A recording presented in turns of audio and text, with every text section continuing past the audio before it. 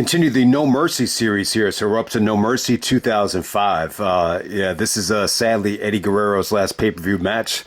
So we're going to go all the way back to October 9th, 2005, which I believe is actually Eddie Guerrero's birthday. I think this was his 38th birthday in Houston, Texas. This really, really good city to have a pay-per-view because you're having a lot of guys in their hometown.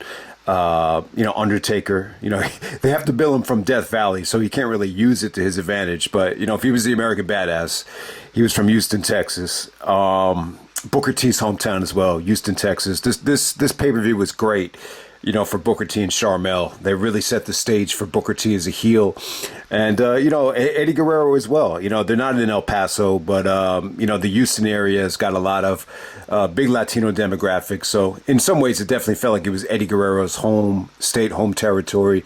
But Batista got a lot of support as well in the main event. This is the Toyota Center, formerly known as the Summer. I was trying to think about this, man. Besides WrestleMania, there's really not a lot of pay-per-views in Houston, but this will be one of them. I think they ran Survivor Series in Houston. Obviously, the most famous SmackDown ever coming after 9/11 was in Houston, but we have an attendance here of 7,000, and we got a pay-per-view buy rate here of 219,000. From what I understand, this is a little bit lower than No Mercy 2004. It's about 20,000 less. Lower than Unforgiven.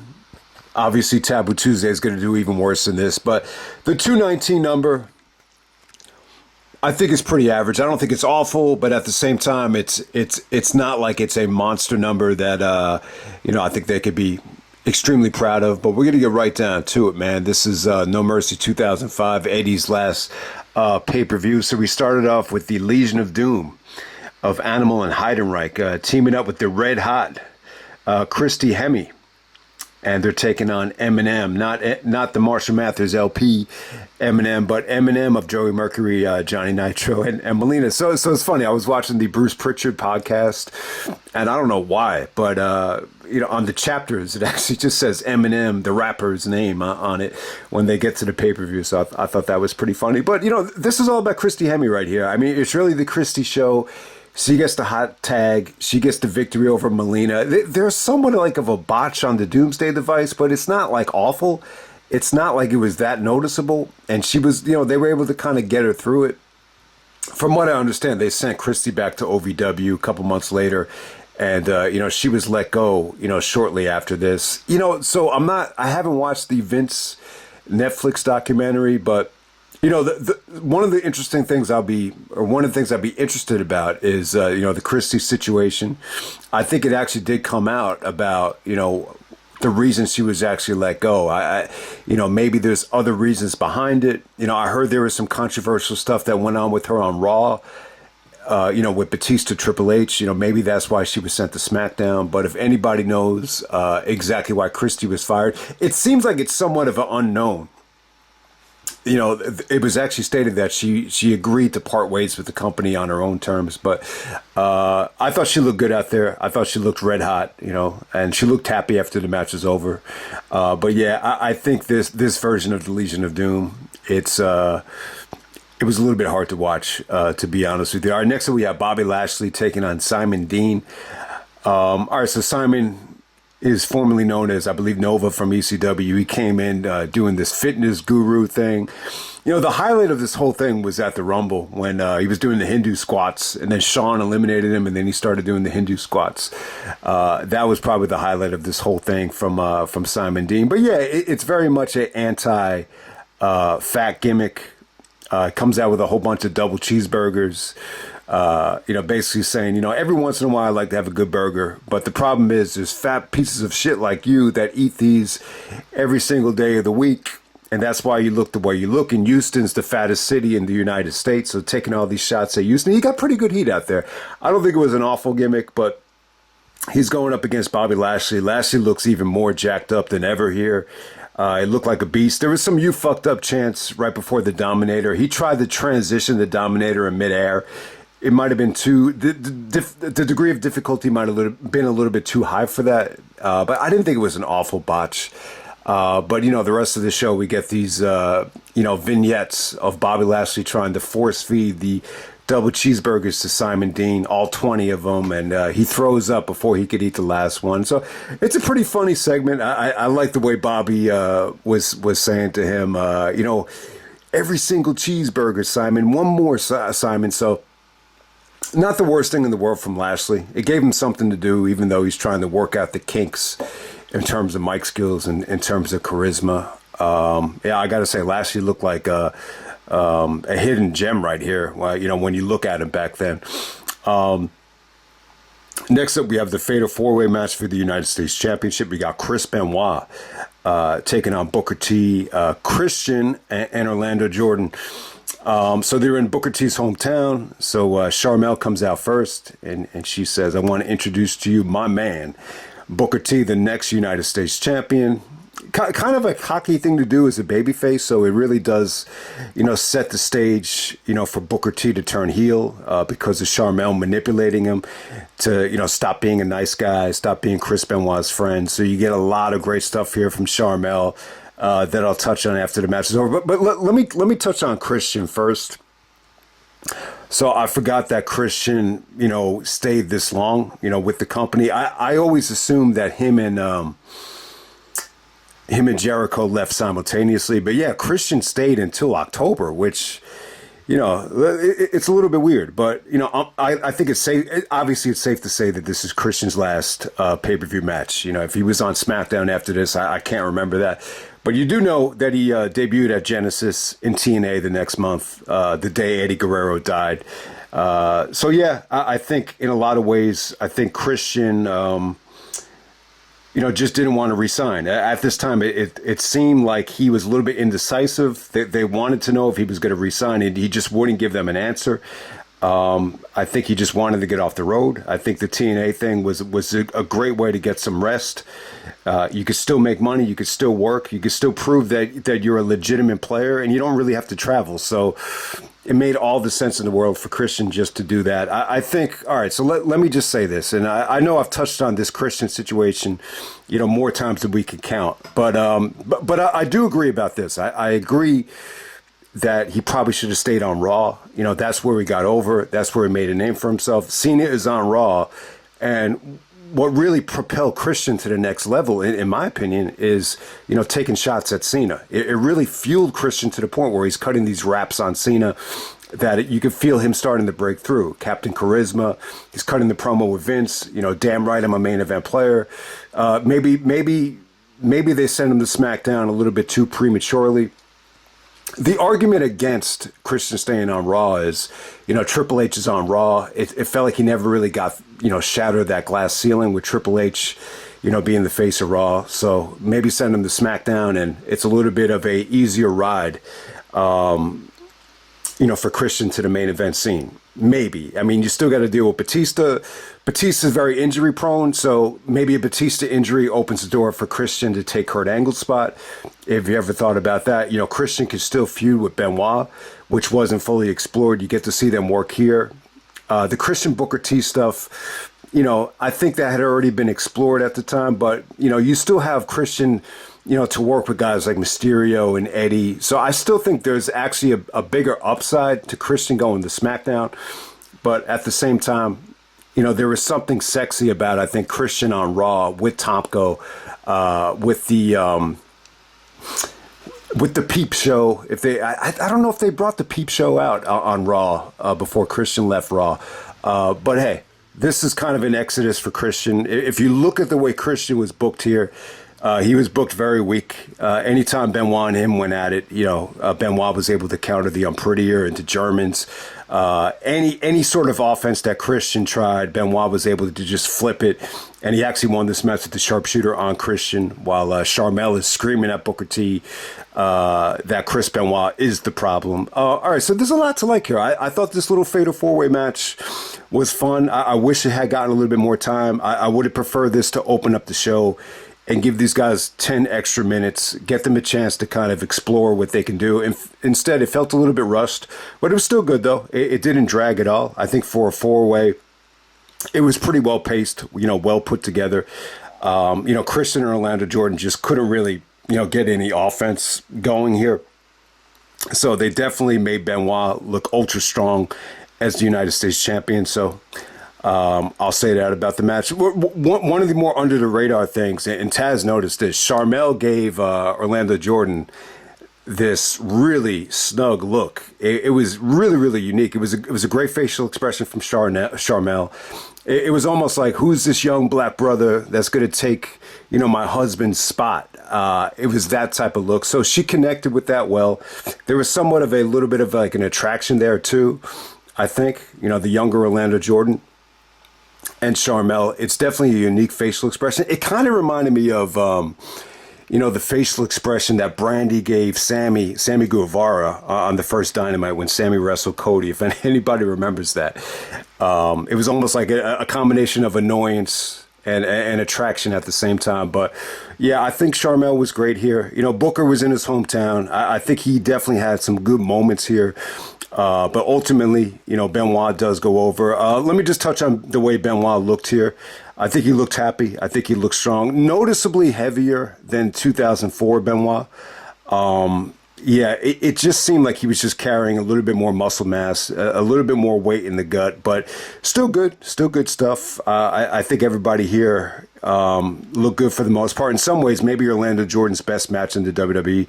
It kind of hit his weaknesses. So a good four-way. Obviously, it could have been better if Christian was booked a little bit stronger here, but what this did was it really set the stage, for Benoit and Booker, a rekindling of the best of 7 series, this time with Sharmell really anchoring Booker as a heel. All right. So they do this, backstage, vignette with Sharmell just screaming at Booker T. She's like, Chris Benoit's the problem. He's not your friend. He's like, Chris Benoit is the United States champion. And you need to get to that, Booker. And Kennedy comes out. So Mr. Kennedy, before we even get to him, he comes out and calls Booker T a loser and basically humiliates him. And, Booker wants to fight him. And then Sharmell just holds up and holds him back and just says, no, Booker, you're the problem. So it's really good stuff here. I mean, it's almost like, the wife yelling at the husband to, be a little bit better. I've definitely, seen this happen with couples before. Conrad and Bruce, we're talking about this and Bruce really couldn't connect to it. He's like, I've never really seen this. And Conrad was like, yeah, we've seen this with wives at the workforce where, the wives are yelling at their husbands to make more money. I've definitely seen that, especially with my parents. If my dad is watching this video, all I got to say to you is photos by Anthony. And you know exactly what I'm talking about, but it's too much to get into. From my perspective, I definitely could relate to it, man. You know what this reminded me of? All right, so when I was in middle school, it might have even been elementary, like 6th, 7th, 8th grade, in some of these, rec games, basketball rec games, there was this fat kid, but he was good as hell, though. His name was Mike Parmes, and he used to just destroy me. He was just so good.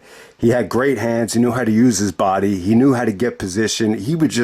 I remember one rec game, he scored like 44 points, and I just couldn't figure him out, at least back then. When we got to senior year of high school, it was a different story. But, and I remember one game, he was kicking my ass, and then at halftime, my mom, she saw me at the water fountain. She just comes out screaming at me. She's like, why are you getting beat by this fat piece of shit? And I was just like, I don't know, man. He's just that good. And so it kind of reminded me of that when you got like this, in Booker T's situation, his wife kind of, has the pants in the family or kind of steering the ship, taking control. And look what it led to. It led to Booker T winning the world title as King Booker and, Sharmell being the queen. And it all started here. So give them credit. All right, next up we got Mr. Kennedy taking on Hardcore Holly. Mr. Kennedy's pay-per-view debut. So we get Eddie's last match, but at the same time, it's Kennedy's pay-per-view debut, so that makes it a good match. That makes it a historic show right there. Pretty good stuff here. I mean, they showed a little bit of the build-up here. Once again, Hardcore Holly, his push is kind of, dead at this point. He's kind of being used as an enhancement talent, but it was still competitive though. Yeah, you actually have two bleached blondes going out of here. I think Kennedy was good. I think at the time, I was never a huge Kennedy guy. I'm more of a pro wrestling guy than a sports entertainment guy. So Kennedy was never my cup of tea. I think the problem with Kennedy, Kennedy's career was just, I've stated this time and time again, but obviously there was a lot of bad luck, in the next couple of years. And I do think in retrospect, we can make a list of how many guys were affected by Eddie's death. And Kennedy is another one of those guys. Whether it's directly or indirect is debatable, but Kennedy was affected by the wellness policy. Let's be clear about that. But then, on top of that, there was a lot of bad luck stuff. But my problem with Kennedy going to TNA was, I just don't think he was a good fit for TNA. I don't think that was the kind of guy that TNA needed to bring in. It's the equivalent of AEW bringing in Bray Wyatt. I just don't think Bray would have been a good fit for AEW. I think Kennedy and Bray, I think those are great guys for WWE storytelling, promos, dialogue, all that stuff. So Kennedy, he goes over Hardcore Holly. Pretty impressive performance here. The inverted Samoa drop finisher from Kennedy was pretty damn cool. It's funny. I don't really remember, Kennedy's finishers. Like when he got to TNA, because I know the Samoan drop finish wasn't like, his main go-to finisher, but at the time, it was pretty damn cool. Hardcore Holly is selling, the shit out of an arm injury. So pretty competitive match. They got more time than you would have expected. I thought this was more of a squash match, but it was solid stuff. They almost go about 10 minutes out there. I didn't think Holly looked bad. Anytime you're trying to get somebody over, I think Holly's a good guy to, put somebody in there with, because, he's going to bring the best out of you, because he has, that demeanor to him where, he just doesn't like rookies. So I'm not saying that Kennedy was a rookie. He's a little bit older for a rookie, so it's not really a great analogy, but yeah, I just remember Kennedy was a little bit refreshing for some people. But at the time, I really didn't like Mr. Kennedy, even back then. All right, next up we got JBL taking on Rey Mysterio. JBL is actually with Jillian Hall at this time, which I wasn't crazy about. Everything that went on here, I could just care less for it in terms of the way they presented Jillian. I don't even want to get into it. It's so fucking disgusting. But hey, JBL and Mysterio, good stuff here. I thought this got off to a really slow start. I think Mysterio was awesome here. The way he was doing jumping jacks and, causing Bradshaw to get a little bit tired, because Bradshaw's still carrying a lot of weight at this point. You could tell ever since Bradshaw lost the title, he was putting on, it's almost like Chris Hero, where he's putting on weight month after month, week by week, day by day. So Bradshaw's a little bit out of shape here, but it was still good though, man. I thought the finish was hot. The way Mysterio hit the moonsault, that is an ideal way to hit the moonsault and just having it make sense. It's just not him just going up there just for the sake of, showing off for the fans. The way he hit it, it just made sense to do it. So I want to shout out that moonsault. The 619 stuff was pretty awesome. Jillian got involved.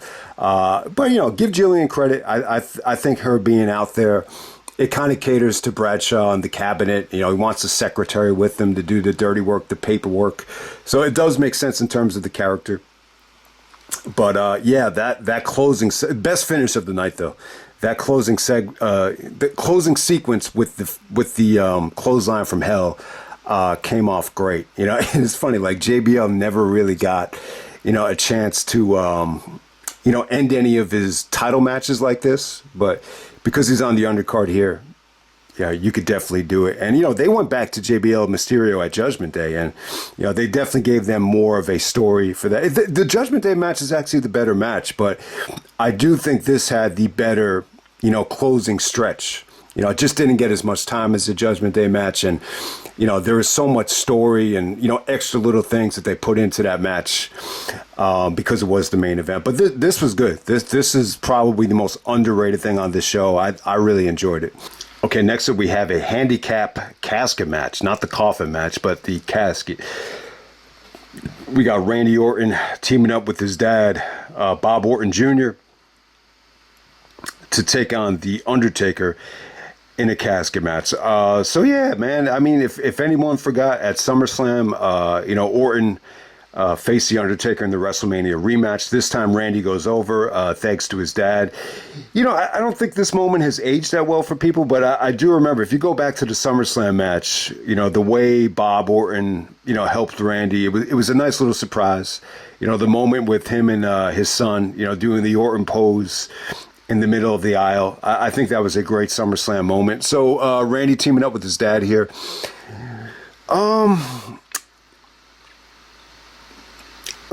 In terms of Bob Orton's legacy, I just don't know enough. And it's definitely a shame, because a lot of people consider him a great worker. I just don't know a lot about him. We do know, from a casual fan's perspective, of someone that's born in the, mid to late 80s, going into the 90s, we don't really know how good Bob Orton was. You've heard a lot of guys say that he's one of the best of all time. Obviously, he had a ton of respect, from guys like Flair, Piper. They all loved him. I just don't know how great he was, in terms of, comparing him to Randy. Obviously, I'm going to say that Randy is a little bit more athletic, a little bit more of a natural talent than Bob Orton. But it's definitely a unique situation. It's almost like a father-son, team here as heels. So it's very, very weird. You would think, you've seen Cena, do a lot of stuff with his dad as baby faces. I'm sure we've seen it, over and over again. But it's weird that they're both heels here. They're both doing, evil things, things that are somewhat, corrupt and bad. The way this match ends, it's almost like a, criminal thing to do. I mean, your father is supposed to be someone that, guides you in a positive way and, kind of, teaches you right from wrong. And so it's somewhat of a unique situation, for Bob Orton to be so pro heel and so pro, such an antagonist here. So I think that's probably the most unique thing about it. And plus, it was cool. It was a cool way for Randy to kind of, get away from Triple H and, get away from the Evolution stuff and just to be with his dad on his own. There's something really refreshing about it. I do think Taker, especially at that time, when you compare, Triple H in '04 to Taker in '05, I think Taker did a much better job of, elevating Randy, than Triple H did. I think that goes without saying. I think the Randy and Taker matches, were good. I think they all hold up pretty well. I think they had good chemistry together. All right, this handicap match, I'm not crazy about it. I thought it got off to an awful start. I just wasn't crazy about Bob Orton, being in the match. I just think a lot of this was just tough to watch. I mean, it's just simple as that. I do think there was some creativity here. I think it was well booked. I like the ending. I like how this really led to, Taker coming back at Survivor Series with the casket, burning on fire. And then obviously it led to the Hell in a Cell. So, you had to do it here. It all had to start here. I think a lot of the booking here was really, genius out of the box. I don't think it's a dud. I don't think it's a bad match. I could see why this got a dud in the Observer. I just think the beginning, it feels like such a mess, and maybe they got too much time because it's a handicap casket match. But there was some cool stuff, with Randy and Taker in the casket at the same time, the lid shut. They both have to fight out of it. A lot of times, Taker is about to get closed, and he comes out and he's able to choke slam Randy. They even did some fun stuff with the the mannequin of Taker, leading up to this thing where Randy actually thought it was the mannequin and it's actually really Taker, and, Taker choke slams him, out of the coffin. I thought some of that stuff was really cool. But, the fire extinguisher spot was awesome. Randy's able to hit the RKO once the smoke clears. I thought that was really creative. And, the ending was pretty cool too. Bob actually, stops Taker from shutting the casket. Randy is able to get a steel chair and just smash Taker in the head with it. The way him and his dad shut the casket, it was just really well executed. So yeah, I don't think it's bad. I don't think it's a bad casket match. I think the ending with Randy and his dad, pouring gasoline on the casket and setting it on fire. It's an awesome visual. you know, anytime you do something like this, you know, you're going to have the fire marshals involved, and you got guys with the fire extinguishers and everything, just to kind of, you know, minimize the smell, you know, so people don't get sick. So it's kind of a risky thing to do, but, you know, they were able to do it. Ultimately, Taker is actually not there. There's actually a sequence where you get to see them open it up, and Taker's actually not there. So that's what happens every single time, obviously. But it was cool, though. It was definitely cool. I think it definitely, you know, took the feud up to another level. And, you know, I think everything aligned, you know, for this to be a Hell in a Cell match. So good stuff there. You know, the actual match, it's definitely the weakest, you know, stuff between Taker and Orton. You know, handicap matches, especially with someone, you know, like Bob, you know, is definitely going to bring the match down. But yeah, Bob Orton and Undertaker got a lot of history between them. This really wasn't the most controversial part of it, though. That would happen at Armageddon. There was a lot of, you know, stuff that went on there with blood and hepatitis that really pissed, you know, Undertaker off. But, you know, we'll get to that by Armageddon. So, yeah, I mean, the casket match was cool, though. It was definitely cool. I just don't understand why anyone would give this a dud rating. I would easily go 3.5. I just think the ending to this match and the aftermath was, you know, very engaging. And, you know, the visual of the casket being on fire, you know, we've seen it before. You've seen it with Kane at the Rumble in '98. So it's nothing you haven't seen before. But I think the combination of Randy and his father actually doing it, it kind of took it to a different, you know, depth, I think, of evil. Next up, we have the buffer match for the Cruiserweight Championship. We got Juventud Guerrero challenging Nunzio. So Nunzio is actually the Cruiserweight Championship here. Yeah, the Mexicools come out. Psychosis and Super Crazy come down on the lawnmowers. Oh, I was cool with the lawnmower stuff. I didn't really think anything of it. Like, oh, this is a stereotype against Mexicans, and, you know, this hasn't really aged that well. You know, I think they were cool with it, you know, and if from what I'm understanding, it was their idea, and, you know, they really wanted to do it. So I don't think it's that big of a deal. But, yeah, we're dealing with a lot of stereotypes here, whether Mexicans or Italians with Nunzio. You know, I was disappointed in the reaction here. You know, they're definitely giving this, you know, a filler spot, a buffer spot. So, and it's tough to fire. It's tough to follow, you know, the stunt that they just did with the casket being on fire. I mean, what the fuck could finish that? I mean, that should probably be the ending to the pay-per-view, you know, just like it was at Royal Rumble, you know, '98. It's tough to follow that. So, yeah, I mean, considering that they're in, you know, Houston, which is right by the border, you know, you would have think they would have gotten a little bit more support from the Mexican fan base, but it was a little bit cold. It was a little bit cold, but I think Juventud looked good here. I think they busted their ass, even though Nunzio's doing the job here. I think he looked at this as more of a, you know, time to do the honors and a great opportunity than just, oh, they're fucking me over and having me drop the belt. I think it was good. I think Juventud looked good here. And this is even after the TNA stuff with Jerry Lynn, where he hurt Jerry Lynn. And I still think Juventud looked good. Even in 2005, where, you know, a lot of these guys, you know, Nunzio had a, you know, some great time in ECW in the 90s. Juventud had a great run in WCW in the late 90s. And even in '05, I thought they still had it. They still had that. They had good chemistry here. It's just tough. It's tough to make people care, you know, when you're following, you know, Taker, Randy, and JBL and Benoit. It's just not easy, man. And let's move on to the main event. We got Bautista, as Eddie Guerrero would say. Batista taking on Eddie Guerrero for the world title. Eddie's last pay-per-view match on his birthday, his 38th birthday. And we're good to go right here. So I will say this, man. I think Eddie's death definitely definitely hurt Benoit more than anybody. It destroyed Benoit, it destroyed his career. I definitely think that's safe to say. I think it hurt JBL as well. I think if you take away the guy that really made JBL, I think if Eddie was always there for Bradshaw to go back to or to dig at, I think it would have, you know, helped him out as well. I think Ray did a lot for Bradshaw, but yeah, it definitely hurt Ray as well, especially going into WrestleMania. I think if Ray's push, you know, wasn't overshadowed by, you know, having to pay tribute to Eddie I think it would have felt a little bit more natural. So yeah, and Batista is definitely one of them. I think Eddie really went out of his way. And Batista's even stated this, that, Eddie made him feel comfortable. Eddie made him feel wanted.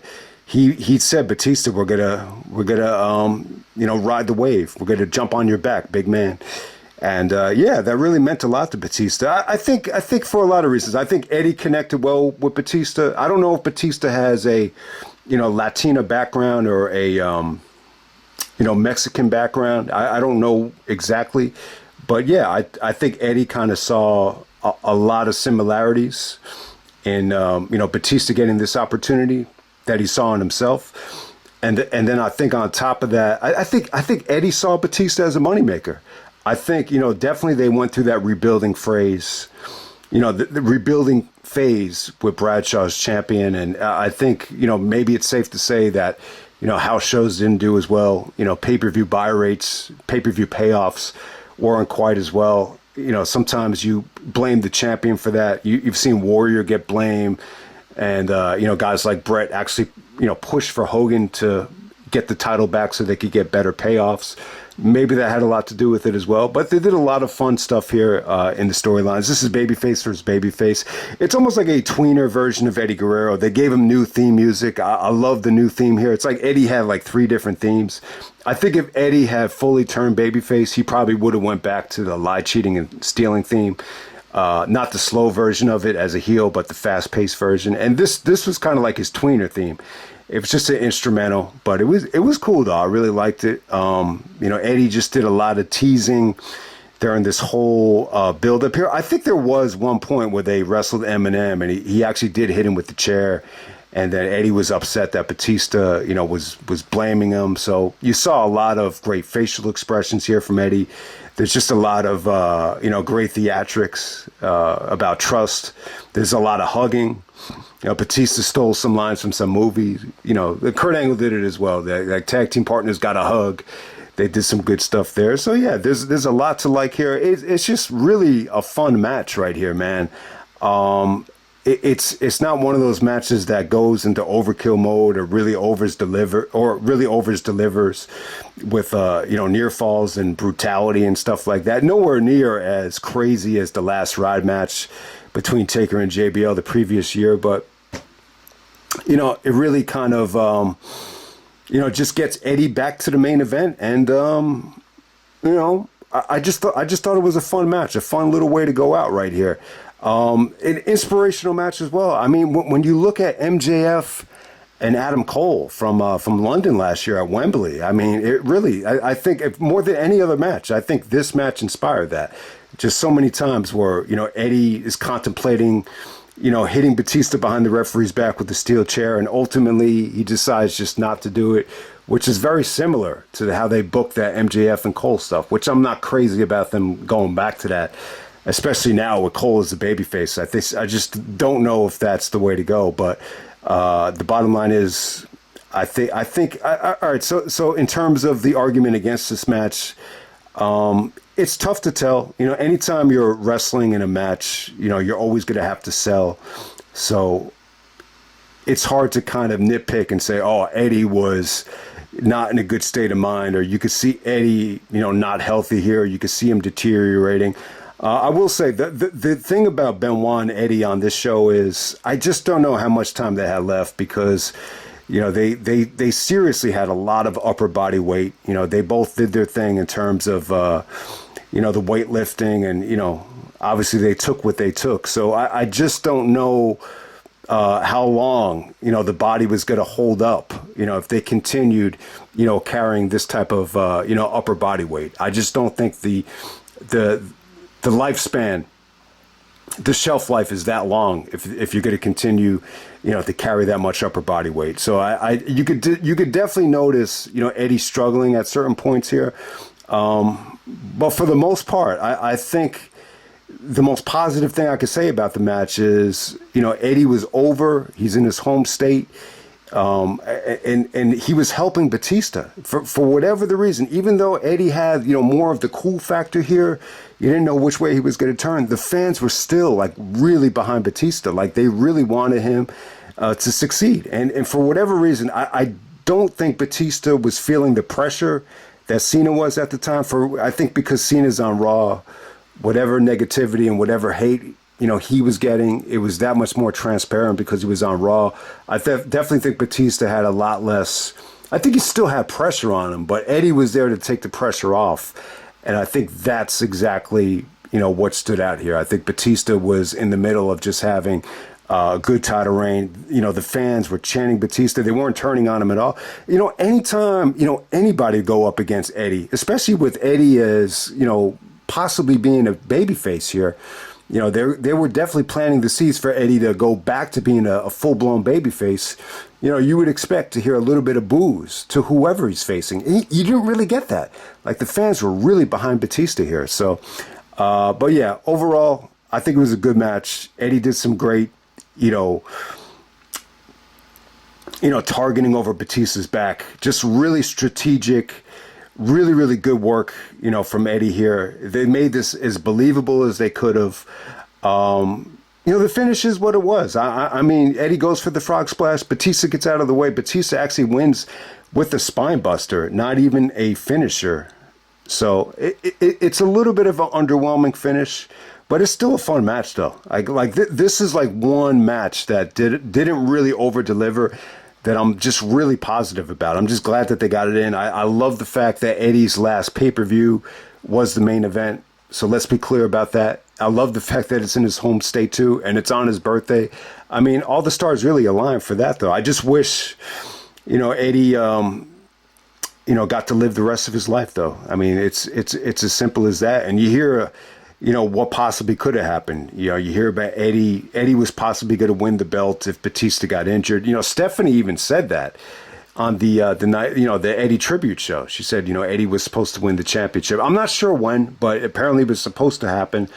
Shawn was actually pushing the Wrestle Eddie at WrestleMania. So imagine what you could have gotten there.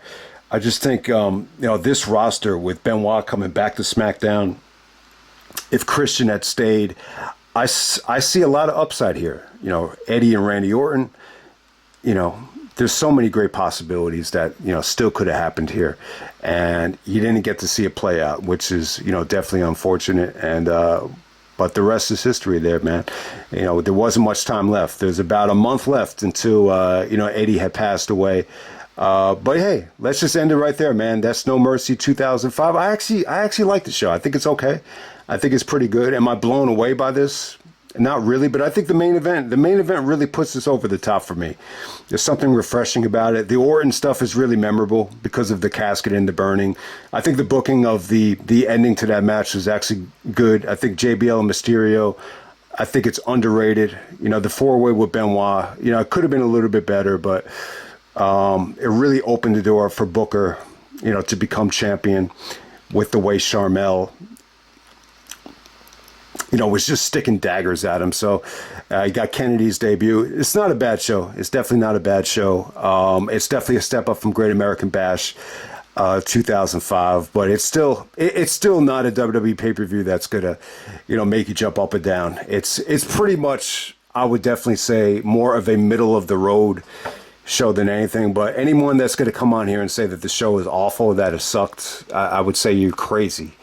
But let's end it right there. That's No Mercy 2005. Hope you guys enjoyed the review, and I'm out. All right.